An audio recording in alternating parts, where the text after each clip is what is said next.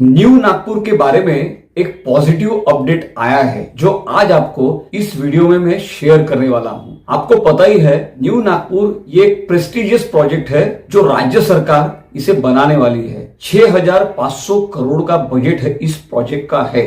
Total जमीन लगने वाली है 676 हेक्टर। इतनी बड़ी जमीन इस प्रोजेक्ट को लगने वाली है। यदि आप इस चैनल पर नए होंगे तो कृपया करके इस चैनल को सब्सक्राइब कीजिए और बेल आइकॉन को जरूर दबाइए ताकि आपको ऐसे अपडेट्स मिलते रहेंगे। चलो तो वीडियो तुरंत शुरू कर देते हैं। इस प्रोजेक्ट को टोटल जमीन लगने वाली है 676 हेक्टर्स।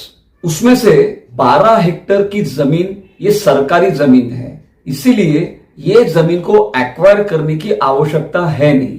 पर बची हुई जो जमीन है वो किसानों की और प्राइवेट जमीन है, उसे एक्वायर करना आवश्यक है। और पॉजिटिव बात यह है कि जिन किसानों की ये जमीन है उन्होंने सम्मति दे दी है 603 एकड़ के लिए। ये एक बहुत बड़ा पॉजिटिव अपडेट है।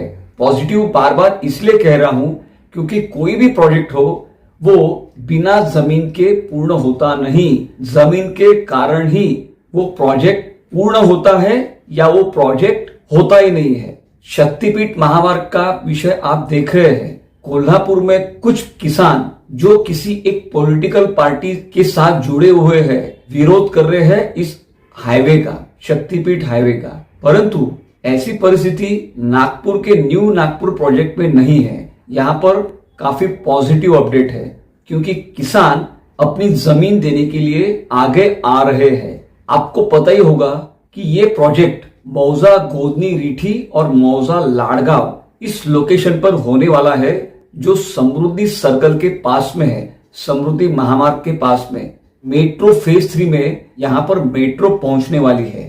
ये विशेष मतलब कनेक्टिविटी भी बहुत शानदार होने वाली है इस लोकेशन से। सरकार ने ये आश्वासन दिया है कि नए रेडी रेकनर रेट से 5 गुना ज्यादा कॉम्पेंसेशन देंगे और उसके अलावा 1500 स्क्वायर फीट का एक फुल्ली डेवलप्ड प्लॉट भी किसानों को देंगे। ये काफी अच्छी पहल सरकार के तरफ से हुई है।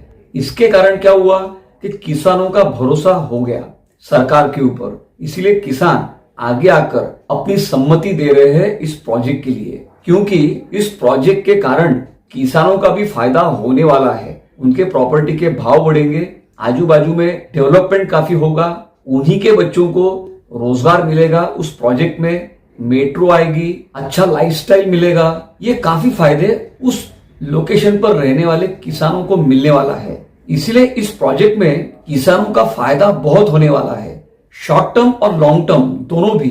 इसीलिए किसानों ने इस प्रोजेक्ट में पार्टिसिपेट करना चाहिए, सहभाग उन्होंने लेना चाहिए क्योंकि इसमें किसानों का फायदा, वहां रहने वाले लोगों का फायदा काफी होने वाला है और कॉम्पेंसेशन भी अच्छा खासा मिलने वाला है। डिस्ट्रिक्ट कलेक्टर, जिलाधिकारी कॉम्पेंसेशन का रेट फाइनल करने वाले हैं और बाद में एक बार ये रेट फाइनल हो गया कि फिर किसानों को उनका कॉम्पेंसेशन का जो पैसा है वो मिलना शुरू हो जाएगा। मेजरमेंट्स पूरे 676 हेक्टर्स के हो चुके हैं अलग अलग डिपार्टमेंट्स के द्वारा। NMRDA ये प्रोजेक्ट एग्जीक्यूट करने वाली है राज्य सरकार के द्वारा। आपको पता ही है न्यू नागपुर एक मॉडर्न सिटी होने वाली है, एकदम मॉडर्न।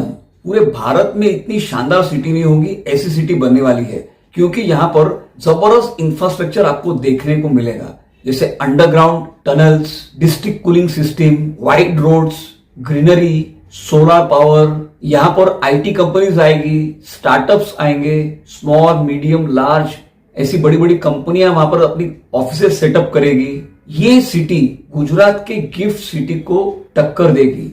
मैं तो कहूंगा उससे भी बेटर होने वाली है ये। मुंबई का बांद्रा कुर्ला कॉम्प्लेक्स, BKC कहते हैं उसे, वो भी काफी जबरदस्त है, उससे भी टक्कर लेगा ये प्रोजेक्ट। अब एक नया प्रोजेक्ट ठाणे में आने वाला है ऐसा ही, तो कंपटीशन काफी टफ रहने वाली है। इसीलिए राज्य सरकार और महाराष्ट्र के मुख्यमंत्री देवेंद्र फडणवीस जी, नागपुर के पालक मंत्री चंद्रशेखर बावनकुळे जी इस प्रोजेक्ट में काफी इंटरेस्ट ले रहे हैं और उस दिशा में काम भी कर रहे हैं। और ये अपडेट बहुत महत्वपूर्ण है क्योंकि जमीन जितनी जल्दी सरकार के हाथ में आती है उतना जल्दी ये प्रोजेक्ट का काम, ग्राउंड वर्क का काम चालू होगा। ये अपडेट आपको मुझे देना था। आपको ये अपडेट कैसा लगा मुझे फीडबैक दे दीजिए। वीडियो को लाइक, शेयर और हाइप कीजिए। चैनल को सब्सक्राइब कीजिए और बेल आइकॉन को जरूर दबाइए। मिलते हैं अगले अपडेट के साथ में। जुड़े रहिए। धन्यवाद।